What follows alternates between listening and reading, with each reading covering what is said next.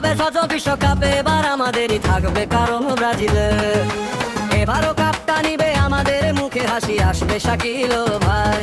তুমি চিন্তা করো না, এবারও কাপটা নিবে ব্রাজিল। আমি আছি জয় তোমার পাশে, আজীবন ছিলাম থাকবো একসাথে। এবার আরো আমাদের ব্রাজিল। দিম্ব হয়ে গেছে রাহাজানে, আমাদের টিমে প্রতি মানুষের নাম শাহাদত।